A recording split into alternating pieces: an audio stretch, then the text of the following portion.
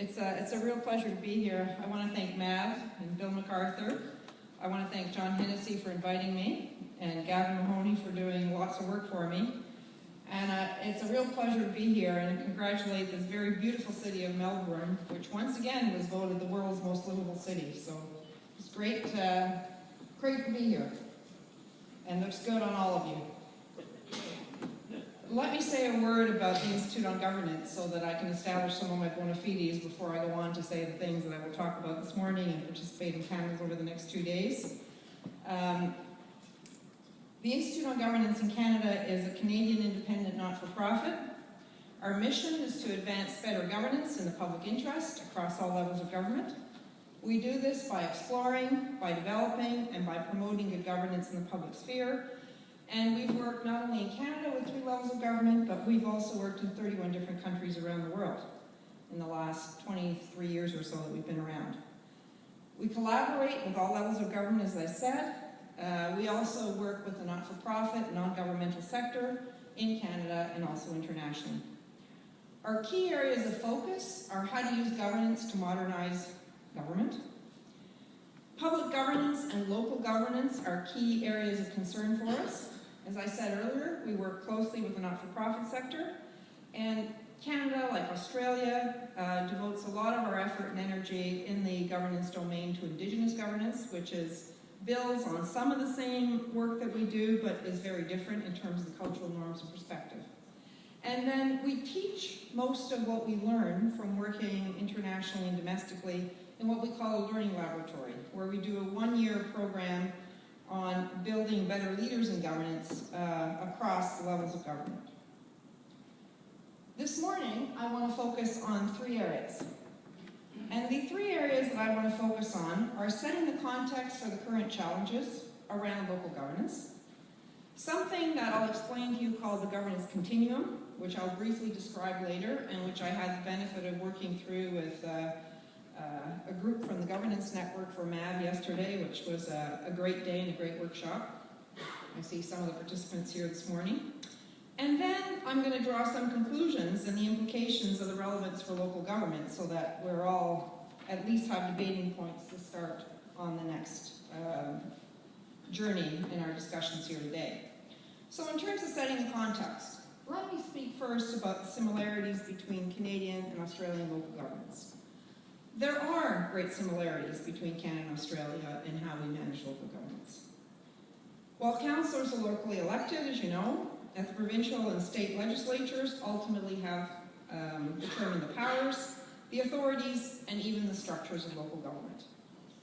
Generally, the services and responsibilities of local government in the 2 countries are similar, although as I learned yesterday, perhaps in the Canadian context, local governments have gotten deeper into service delivery of social services in the big cities of areas like policing, and even in the areas of owning and managing electrical utilities and certainly transit systems. So perhaps some of the parallels fall apart at those levels, but perhaps those are trends that are worth watching, and you may see them here too. Now, in recent years, Canadian municipalities have called for greater independence through changes to the Canadian Constitution. Sound familiar? In Canada, that's a political non-starter, given the debates in previous decades that almost split the country, especially around the status of a province called Quebec within our federation. And moreover, in order to have a constitutional amendment in Canada, it requires the approval of 7 out of 10 provinces for any such thing to work. And therefore, I have to say that while it's a hot debate, it's unlikely that changes to our Canadian constitutional status will affect the power structure of municipalities, at least in the legal context. And this is familiar to you because some of those same debates have been happening here, from everything I understand. Now, there are more similarities between us and you. Amongst all levels of government in Canada, and throughout the Western world, including Australia, the 1990s saw a desire for greater efficiencies, measurable and other business-like approaches to running government that were called public government in those days. And municipalities were no different in that aspect from other levels of government. However, provincial governments in Canada occasionally took, not occasionally, it's the trend, took the added step of forcing or otherwise encouraging and incentivizing municipal amalgamations. The prevailing provincial view at the time was that greater efficiencies, lower costs, and better service could be offered to residents of municipalities if clusters of local councils were amalgamated. In effect, their intent from their perspective was to force otherwise intransigent and non-cooperative councils with weak tax bases to join up services and their decision-making processes. From what I can understand, most Australian states went through this very same process, with many of similar results. Disgruntled councils and citizens, and questionable savings at the beginning were the order of the day. Generally in Canada, amalgamation resulted in more effective government, a sharing of a broader tax base, and thus greater viability and higher service levels. Rarely, however, can anyone point to cost savings, because the service levels and salaries typically rise to the highest level of the pre-existing municipality, and that's a trend we've also noted. Another area of reform in Canada came from provincial governments and municipalities striving to find an equilibrium or a better balance in the types of services required by municipalities and their citizens. In Ontario, the provincial government's approach in an exercise they called Who Does What, and in Nova Scotia, another one of our provinces, a task force was struck on roles and responsibilities. These are two examples to provide greater certainty and rationality to which services are offered by municipal governments and which services are provided by provincial governments. In Canada, a common principle has been people versus property, with most municipalities preferring to be responsible for such items as roads, infrastructure, and firefighting, leaving health, education, and social welfare to provincial governments. Now, this area of social welfare keeps bouncing back and forth, and there are aspects in the larger cities, especially in a jurisdiction like Ontario, where a lot of the social welfare and health are delivered locally through municipalities. To date, no province in Canada has completely made this delineation of separation between the two levels of government. And most provinces are still requiring municipal contribution to education and social welfare.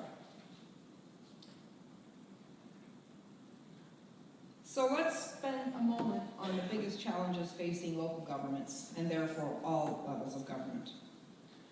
Urbanization continues to be a huge issue, which continues to have an impact in other areas.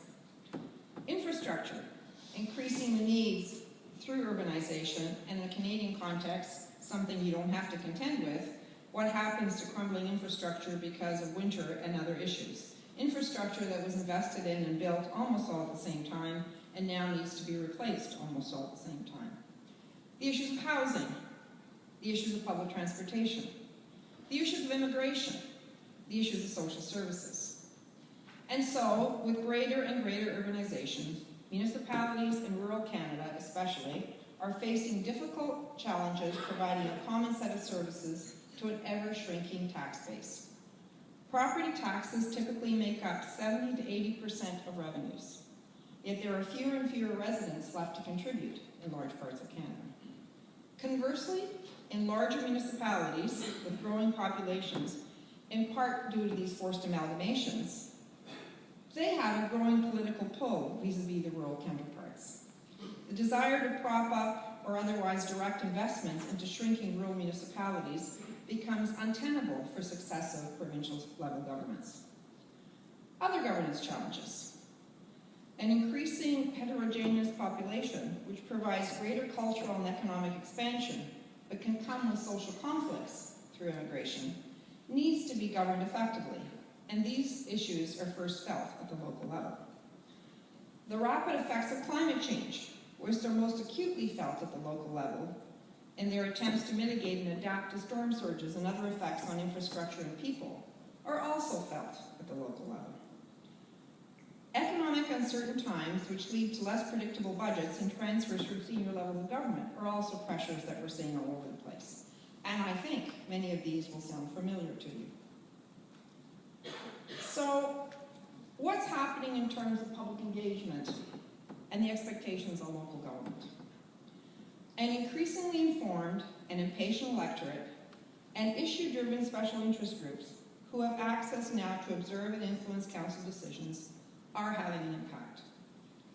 Moving forward, the governance themes that are emerging in Canada and stem from these challenges and opportunities, the ones that I've already noted and a few others that I'll talk about in a moment, come from the need for a more engaged citizenry. Councils have found themselves explaining their decisions not just to ratepayers, but also to bloggers, media, academia, and private sector investors. While provincial and state governments have become loath to interfere in municipal decision-making, with some notable exceptions where things have really gone off the rails, other civil society actors have taken up the watch in some measure. So, now let me talk a little bit about what is our passion at the Institute on Governance, and that is the issue of governance. And let me have a look for you at governance through a broader lens of what I'm going to call interconnectivity. In order to do that, I'm going to start by defining governance for you and why governance matters in this context. So first of all, governance focuses on who has power. But before that, let me just say that all of this is about focusing on how important decisions get made. So who has power, who has a voice in decision making, and ultimately who is accountable if something goes wrong. Those are the three who's that I'll come back to several times in my talk this morning. With good governance, organizations perform better, stakeholders and citizens are far more engaged, resources are better managed, and citizens' confidence in their governments is enhanced. And today's complex and changing public sector universe means that good governance is critical if our institutions are to remain legitimate, effective, accountable, agile, and relevant. Themes that I'm sure you see in your daily interaction with citizens. So in a government context, governance describes the relationships that underpin and create dialogue amongst our institutions, define the level and expression of how we manage accountability, set the important stage of what is operational management and performance, and these relationships encompass the public, legislatures, councils, their executives, ministers who have overall carriage of how you're structured and how you function, mayors, councillors, the core ministries that have some control over what you do, the departments, and arm's-length organizations that also play a key role, some of which you created and some of which have been created by other levels of government or civil society to play in the same space. Now, the results of good governance are a couple of very key words that we're going to keep coming back to, I suspect, over the course of the 2 days. Trust. Without good governance, the issue of trust doesn't play out the same way. Credibility, key to anybody in the public business. Legitimacy, without which every decision you make is questioned and seen through a lens of self-interest. Results that matter, with a real focus on improving outcomes, because governance for the sake of process without improving the results that matter to citizens isn't very effective. Resiliency, which I define as the ability to weather crisis. Not to collapse under crisis, but to weather it and to be able to get on with it. And all of this adds up to a positive climate and relationship with citizens. Citizens as individuals, citizens as groups, citizens as businesses. So in today's complex and rapidly evolving environment, keeping all of these issues at the forefront of our thinking is critical for institutional renewal. So for all these reasons, it's important to comment on the major trends in governance that we are observing across the globe. And one huge trend that we're observing, and has dominated government behavior in the last 20 years, is the use of all sorts of alternative organizational models. Governments have long used alternative organizations to achieve policy objectives. And this is another way of describing arm's-length organizations. They have actually proliferated in government, almost to the point that the default assumption is that a new program or policy mandate might be achieved more efficiently, more effectively outside of the government service. Drivers for growth in these areas are the natural expansion into some sectors, and we see this a lot in the healthcare sector. The lack of trust in politicians and the role of government in general is another factor. The dissatisfaction with traditional organizations and their inability in the minds of some to drive for innovation. The concepts of new public management, which aren't so new now and have been around for the last 20 years, and that's essentially the importation of private sector management principles, and the notion of increasing specializations in some of the structures that we're creating. So we've done a lot of what's considered in parts of the world groundbreaking research that has led us to come to some views about how public sector governance actually exists on a continuum. And the continuum is important to understand relationships and various degrees of autonomy and control, and why they vary, and why it's a good thing that they vary. And the nature of autonomy and control vary to achieve given policy objectives. We needed a model to explain to ourselves and to everybody else we were talking to how to unpack the notions of governance and how to critically examine what's happening today in government and why institutional arrangements may not be keeping up with citizens' expectations, and indeed even our own expectations. And if we have a better understanding of our world today, then we will have a better understanding of where our focus should be and where our efforts should go tomorrow. So bear with me as I talk the won't talk of governance experts. And for this, I have to go back to the mother of where all of this started, both for Canada and Australia, which is the Westminster Model. And while what I'm going to describe to you started with our view of traditional national governments, it does play through this model to state and provincial and local levels of government because the concepts are the same. So let's take a few minutes to quickly touch on this Westminster system of government from which we all developed. I will begin with how our national governments can be described, but as I said a moment ago, this model is equally applicable to provincial, state, and local governments. The concepts are easily transferable, and that's one of the wonderful things that's easily transportable about this model. But this model is not as straightforward as it seems. There are agencies in this model that actually don't report to ministries.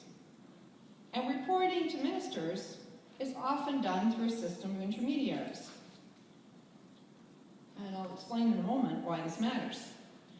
And here I start to describe arm's-length bodies and arrangements that are populating more and more of what government works like. So these arm's-length bodies and organizations are increasing in number around the world. Some are well thought through, and some are not. In some jurisdictions, the rule of thumb seems to be that the more governments talk about accountability, the more of these arm's-length bodies they're creating. And that's really interesting because when something goes wrong, guess who's still accountable? So sometimes we've observed that without really thinking this through, governments are creating functions that may be at cross purposes. Sometimes this is a healthy dynamic tension because most governments, for example, in an attempt to deal with all this complexity, have created ombudsmen and ombudspersons, therefore creating a natural dynamic tension within what they're doing. But the important question to keep in mind in all of this highfalutin talk about governance is, to what extent is control important, while preserving the autonomy and flexibility of agencies or different levels of government in their need to operate for their citizens? Or to put it in the context of local government, to what extent is control important while preserving the autonomy and flexibility of local governments' need to operate, even when their operating framework is created by another level of government? So why is this important? Because I'll grant you, it's a tad esoteric. It's important because classifying and mapping mapping important accountabilities, which will speak to roles and responsibilities, allows for the conduct of horizontal and comparative analysis. By understanding the relationships that you're responsible for, with more senior levels of government, with your constituents, you can start modeling future scenarios about what you may want to look like, where your effort and energy should go in transformation. You will also, strangely enough, not so strangely in my judgment, start seeing where you can model for efficiencies. You'll also begin to see the future cross-cutting challenges which will require governance capability that considered non-siloed approaches. And most of what we have in governance today is pretty siloed. By modeling, you'll also be able to know and preserve the key links that enable you to continue to grow strong social and economic actors collaboratively across your area of control. This is applicable in adapting to change for an organization and in intra-jurisdictional bodies. So we've studied many organizations across the globe, including, we've written up about 150 case studies. We've looked at the European Union. We've looked at federal, provincial, state governments. We've looked at ministries, agencies, and commissions as they're structured in various jurisdictions. We've looked at the service chain of what citizens expect from local, state, and federal governments. And we've looked at organizational arrangements. And the reason that you might want to look at it this way is because using this kind of approach, you can benchmark. You can do a self-assessment. And if you look at it this way, you can start to review and set up your governance arrangements properly and implement things properly in keeping with this new world and the new kinds of pressures that you're facing. So you can use this approach to understand the relational issues between and amongst players, which allows you to understand where governance issues or problems actually sit, so that you can put effort into fixing those problems instead of chasing some problem you think exists but may not exist. And so we evolved this notion of the governance continuum, which explains both hierarchy and function. Because just understanding hierarchy without function doesn't get you very far. So the next thing that's important to understand, besides hierarchy and function, are the relationships between all these institutional actors and what their roles are. So the connective lines, which are green if you can see them, the blue line, by the way, is a legal line. I spent the day describing that yesterday. And the green lines are what we find in our research, the really important things. You can live within the legal realities that you are given, and often the opportunity cost of requiring legislative change is too great to engage in. But the way people make things work are the green lines, which are the connective lines on this governance continuum. And they are more important than where your position is along the curved line. And why? Because those green connective lines map the key interdependencies and interactions amongst the functions and amongst the key players who need to be engaged and consulted in the way decisions are made. They also denote how an organization is held close to the center, the connective tissue. How close does it have to be to the center? How much autonomy can it have to operate? The focus is on these important interrelationships and not necessarily the traditional legal arrangements, although all of us have to operate within the law. The institutional divisions are important to recognize, and the distinctions are there to make it work in some kind of fashion. So if I plot all of this from Westminster to the continuum of local governance, here's a depiction of what it might look like after you've done your own analysis about where to place different organizational arrangements. We have provided the tools to help, and on our website you can find these issues. They're explained in far greater detail than we have the time to do today. We also have developed an Autonomy Index that will help you plot your own status. It will provide you with questions that will help you explore what all of this means, and insights as to why where you are is important. And to add to this, we've also developed a sophisticated governance scorecard, that tells you how you are doing and what you can do to improve some of your outcomes. But today, I'm just touching on it very quickly. And why do I think this is important?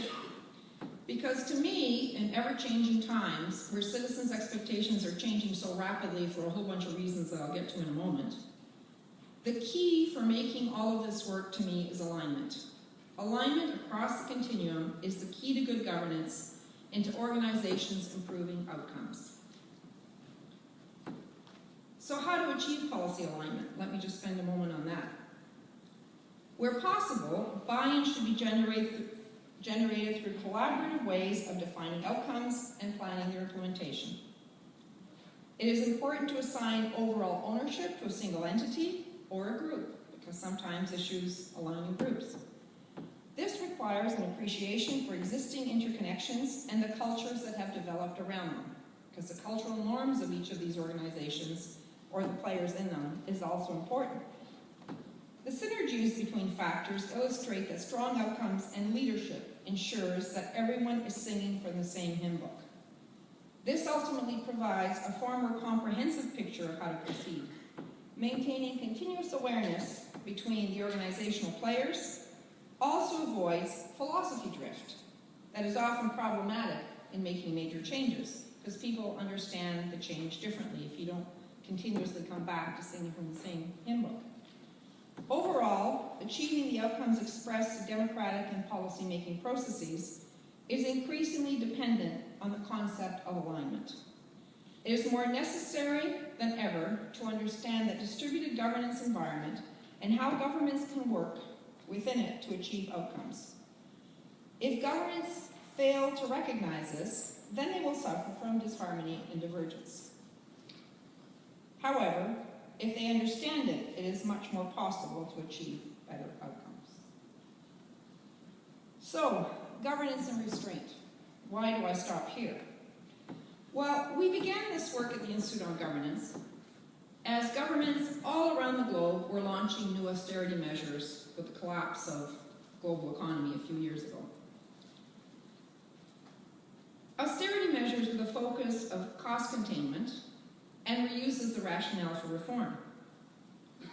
So fiscal and financial governmental decision-making, for many contextual reasons, tremendously impacts on governance, sometimes significantly, sometimes horrifically.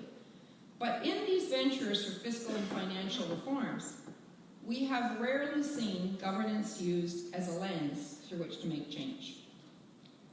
And we would argue, for all sorts of good reasons that you know intimately, governance considerations should form part of the analysis in the context of deficit reduction, of economic transformation, understanding demographic change and the general uncertainty in the situation brought about by these post-recession adjustments in several nations across the globe is key to understanding whether the changes we are making will actually stick. So during periods of restraint, governments respond to a desire for greater efficiency, greater effectiveness, responsiveness to citizens, through increased, as in the UK, or decreased, as in New Zealand, reliance on a series of bodies that have distributed authority and accountability across the broad spectrum of institutions, like the ones I plotted on the continuum. Both decentralization of services to the point of privatization and keeping government's hands on the wheel to ensure an element of state control are demonstrated, sometimes at the same time. That's why I say people don't think the governance aspects through. The link between decentralization and centralization is the need for central agencies to organize and control the decentralization and rollout. And the big challenge to ensure that decentralized agencies don't work across purposes with the same government direction is important to watch for. Are times of fiscal restraint necessarily the best times for reviewing the role of institutions and their placement along the continuum? I'd argue not, but unfortunately that's the reality that most of us have to deal with, and that is indeed what is happening around the world. But what governments sometimes miss in this zeal for cost-cutting is that at the end of the day, citizens still hold them accountable, no matter how much they distance the delivery of some of these services. So pay far more attention to these arrangements as you're making change, because they do stick in ways that often quite surprises us. So in all this, what happens to the citizen who we're doing this all for?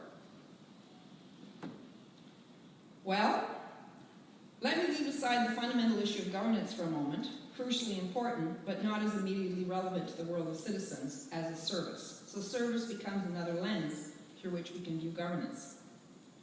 Although I think I'm demonstrating why the two are already inextricably linked in achieving outcomes. And given the complexity over time, what citizens see are the complexity of governance arrangements focused on programs and not on service outcomes, so that citizens have found all levels of government too complex, too fragmented, and too frustrating. So, what is the promise for citizens? Our commitment should be to create better governance by providing more accountability, greater access to decision makers, easier access to services and benefits, choice in how to access these services, better collaboration amongst governments, greater transparency and openness in decision making. Remember the three who's I talked about earlier. Who has power, who has a voice, and who is accountable?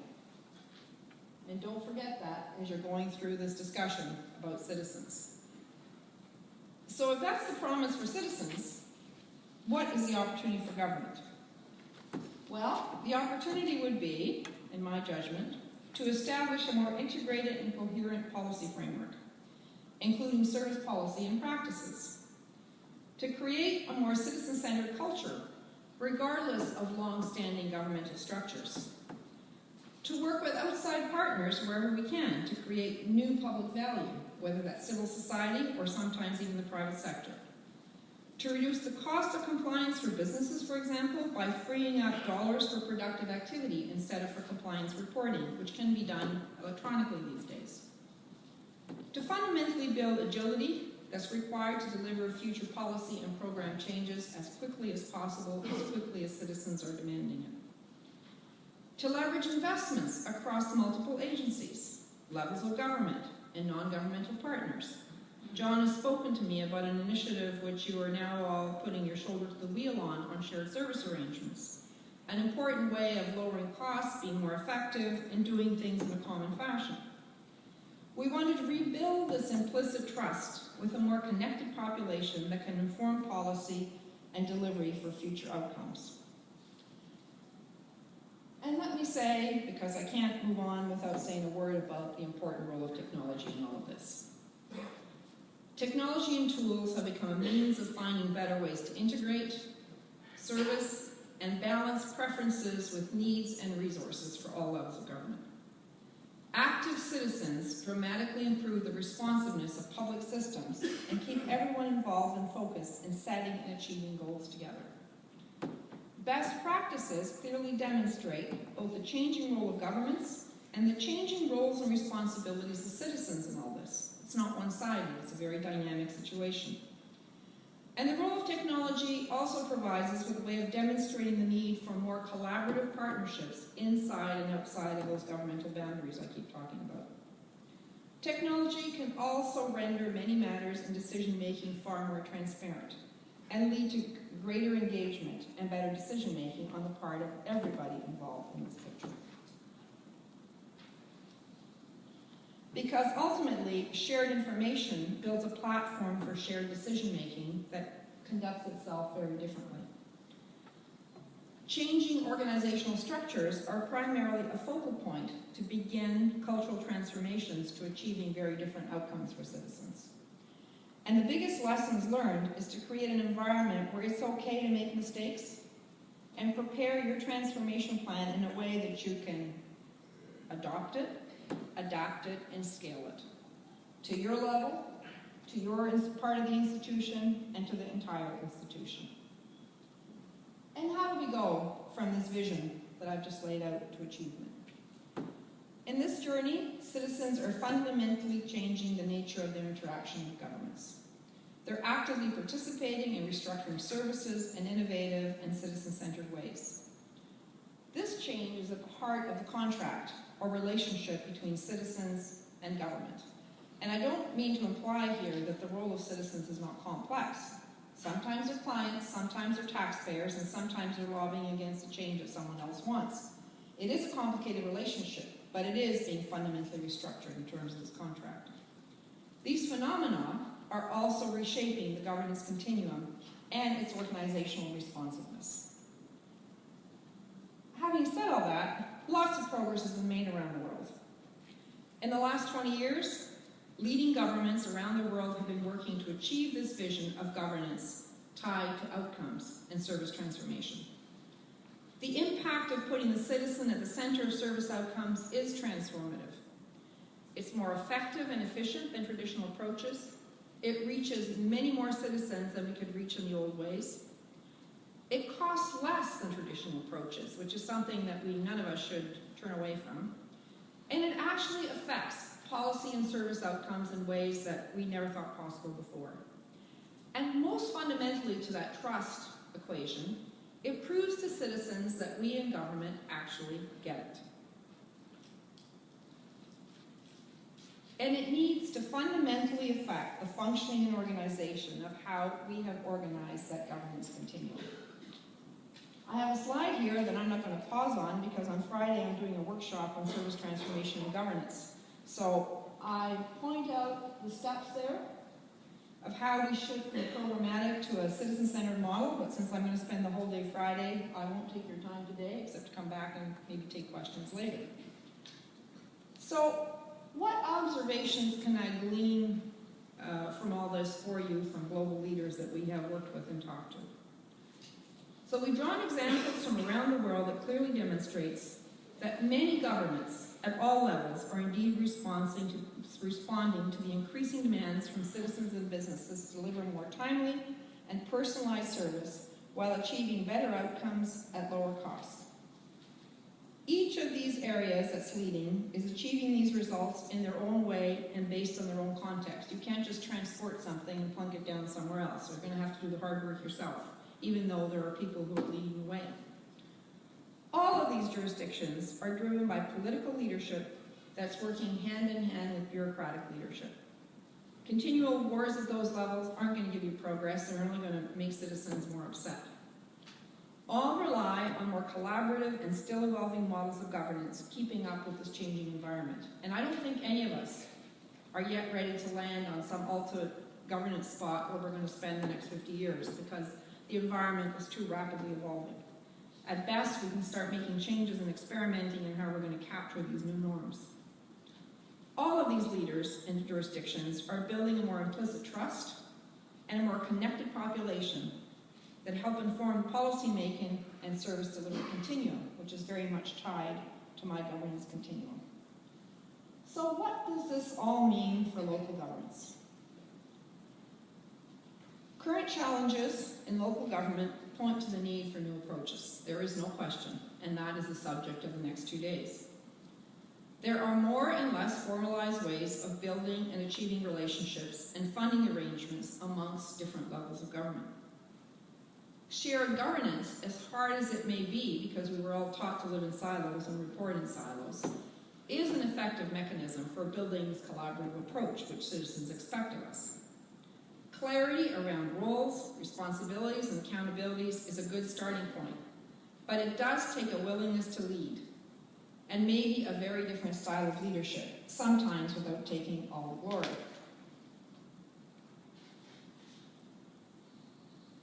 And governance transformation, like service transformation, works hand in glove. Transformation is very, very hard work, and it cannot be achieved overnight. Success is infectious, however, and these models are being replicated in whole or in part in numerous countries around the world and at numerous levels of government around the world, so you should take heart. Some of them are happening right here under your very nose. The single biggest driver in all these award-winning efforts that we've studied is leadership, and the recognition that this leadership understands that citizens are pushing us all to greater changes. And the role of sustained leadership in this kind of environment is to create and have a vision. Not your own vision, but one that understands how to express that vision as an expression of what people think they need and want in terms of outcomes. That kind of leadership then develops a plan in partnership with all the stakeholders. That leadership determines how to resource that plan and to resource it in an effective way over multiple years. That leadership learns to mitigate challenges and risks in a dynamic environment. Don't get yourself boxed into a corner and then lose the entire game because you couldn't think your way through how to mitigate the challenges that come forward. Create a workplace where taking small foundational steps can unleash incredible amounts of creative energy because we all work in an institutional environment. And ultimately, stay true to that vision. Don't give it up at the first sign of something not going well. So, Bill began the morning by talking about the theme being smart councils, strong communities. I couldn't agree more. It's a great theme. It's a great bumper sticker. So in this environment, how do we measure success? Well, I'd argue that success for local governments will be a descriptor of local governments by citizens that say that we are nimble, that we're constantly tailoring services to meet evolving needs. We will talk and collaborate with our citizens, with other governments, and with other actors in society as are needed to achieve the outcomes. We will be highly transparent and accountable in this new world because that is what's expected of us. In other words, our citizens will be well governed. So I hope that starting these 2 days, I've given you some food for thought and some food for debate. I thank you all, and I very much look forward to the next couple of days. And if there's time, I'm very happy to take questions. Thank you.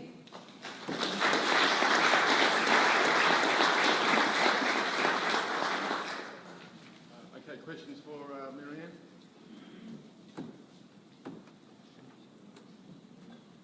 They're speechless. They're absolutely speechless. So I've either put them to sleep or what gives. Or they agree with absolutely everything I've said. Did you hear the one about, oh, sorry.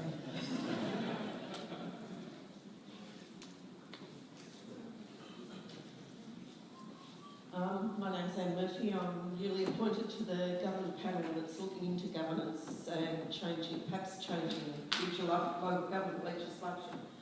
I'm just wondering, can you give us any specific examples of where a council that you're aware of may have been able to engage their citizens to a better perspective and more engagement and clearly demonstrate it? Sure. There are examples across the globe, I'm sure some here too, certainly in Canada, where conflict are taking an entirely new meaning.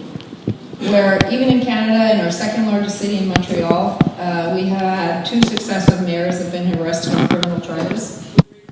Yeah, you've read about it. And who would have thought in the 21st century, in this day and age, in a Western democracy that we consider ourselves to be highly evolved, those issues are still raising specters of all sorts of things that have gone wrong. Citizens have been raising some of those issues for a long time, and I have to say that in a conflict of interest area, they're probably more concerned and those issues are more apparent at the local level, where everything is so much more transparent, whether we want it to be or not, right? Because the players seem to know each other and so on and so forth.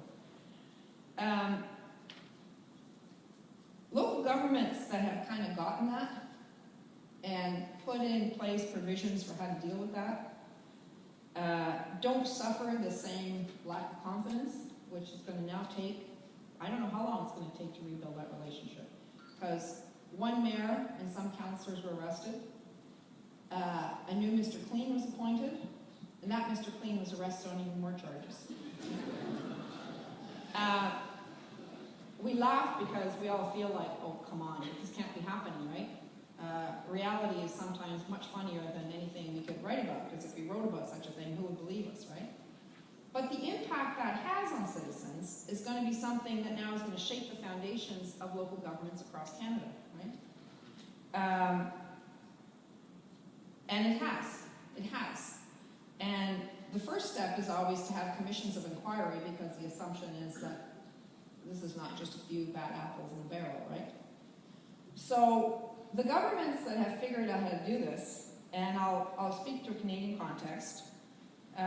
There's a mayor who's been elected he's almost completed one term and now is a shoo-in for re-election, Mayor of Calgary, another large Canadian city, where he from the beginning, through his election campaigns, understood the power of social media, understood the power of engagement and going directly to citizens to try to deal with some of these issues that are latent in the background. And he's ridden to a wave of success, not only because of that, but because, unfortunately, the entire city underwent a massive flood, which put many people into the streets and out of their homes, and it's going to take some time to rebuild.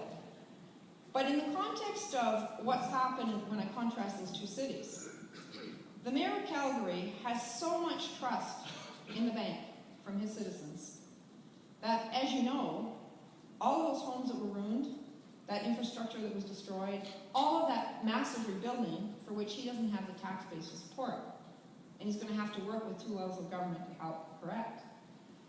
People will cut him and his administration a lot of slack in terms of how that unfolds compared to everything that's happening in an environment like Montreal these days, where you just can't trust anything that is going on, right? Which starts to undermine the whole concept of trust we place in government, because at the end of the day, what is governance?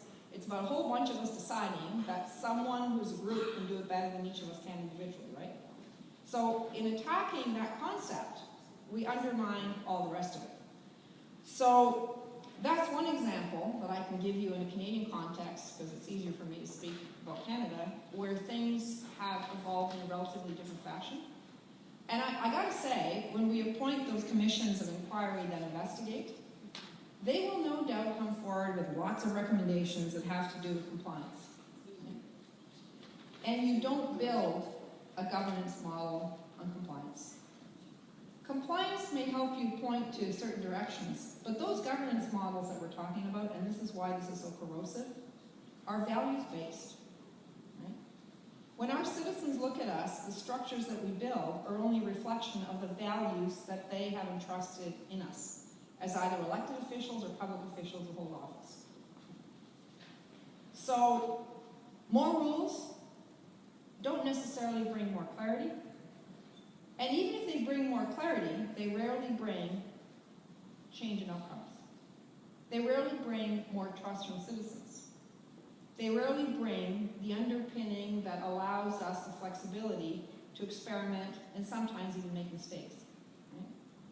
I'll tell you, the mayor of Calgary, he can make a lot of mistakes given what he's done in the last few years. He won't try to make a lot of mistakes, but people will assume that if mistakes are made, they were made in a good effort to try to do something better, even if they didn't work. And they'll cut him some slack. On the other hand, the other part of the country, any mistake gets made, what will be the context against which that's read? It was an attempt to paper something over, it was an attempt not to be transparent to citizens, it was an attempt to cover something up. Those are two very different environments that people are operating in. And the value system that's supporting both, one is healthy and one is completely corrosive. So that's an example today of how those things work. And in Mr. Nenshi's government in Calgary, the premium on public consultation, the premium on engagement through social media and through other mechanisms, the notion of transparency and everything that that means in terms of engagement, shot way up in terms of the way they do business.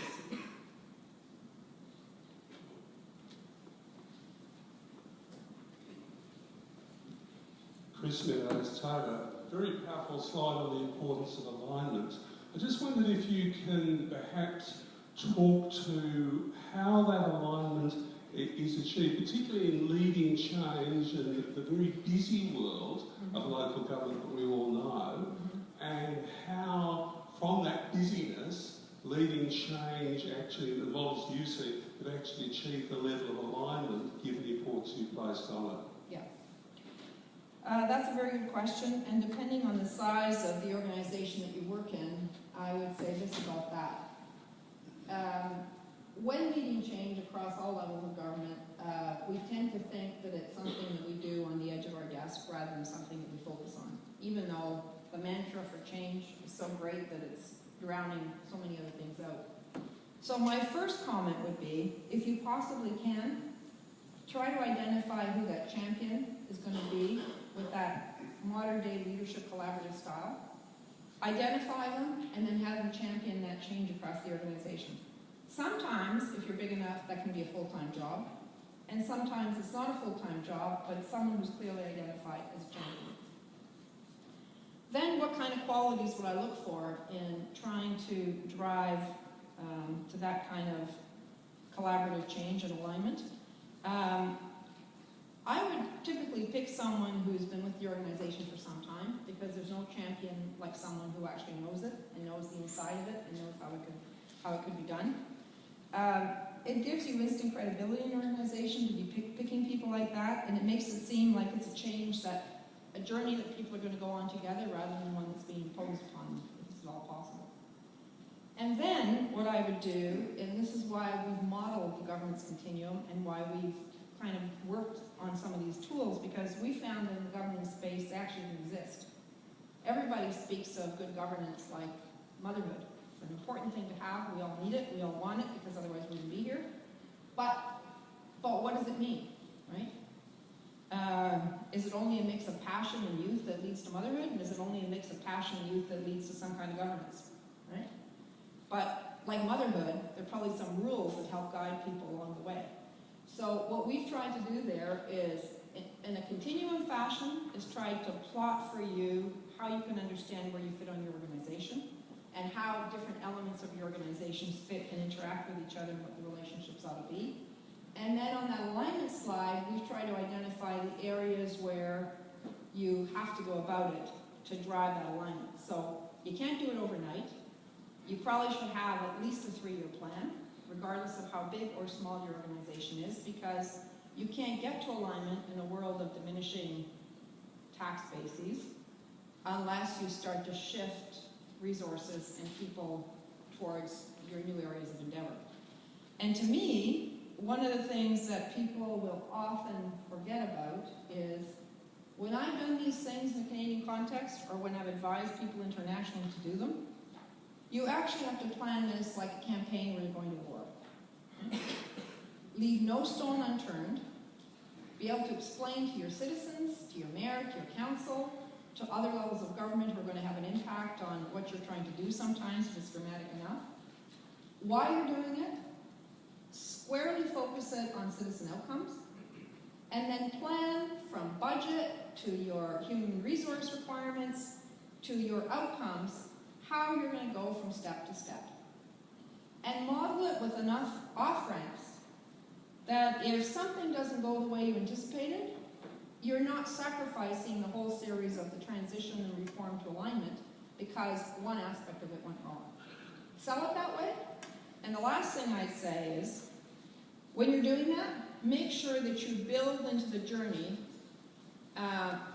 periodic, I would say almost on a quarterly basis, reasons to succeed and reasons to celebrate the success. So don't plan a 3-year transformation to alignment or to some other place where you wait for 3 years to determine whether it's worked or not. Nothing succeeds like success. Get the whole organization behind it if you can, and then on a quarterly basis, celebrate it. Right? In order to celebrate it, you need a measurable guidepost as to what you've achieved every quarter. And over 3 years, you look behind you and you say, my goodness, look at the road we've traveled. Right? Your folks will be with you, whether it's politicians, whether it's citizens, whether it's your staff, and they will all have something to celebrate and succeed, and you'll be making governance changes as you go to start tracking the alignment that you've achieved. And typically you'll find that you'll be able to simplify a lot of those governance arrangements you have in place now.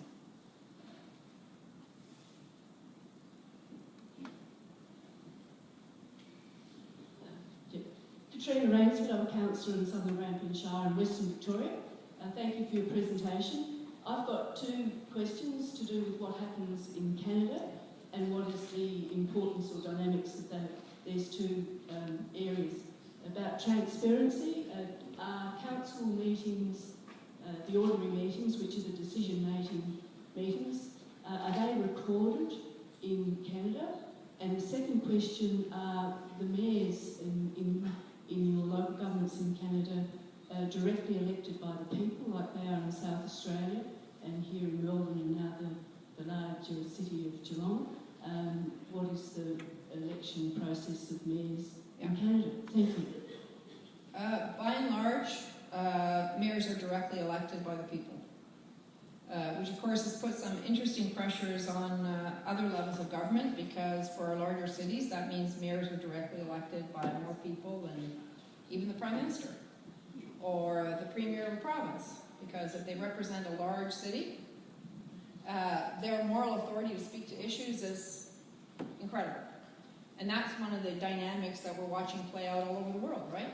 Mayors are important people, councils are important people in their own right, because they're managing what might be considered the third level of government constitutionally, but a level of government that touches more people than anybody else operating in those environments. So in terms of direct election, that's the way we do it.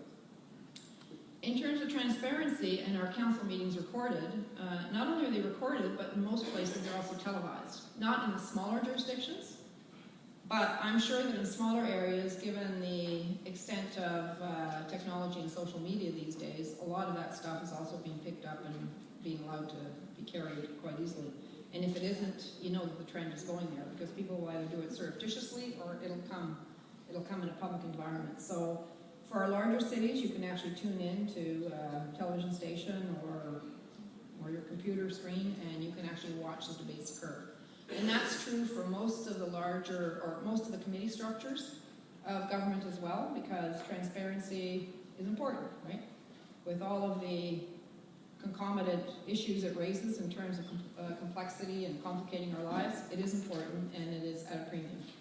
And I can only imagine that given some of the things that you've read about, transparency will continue to be important and will be demanded by citizens.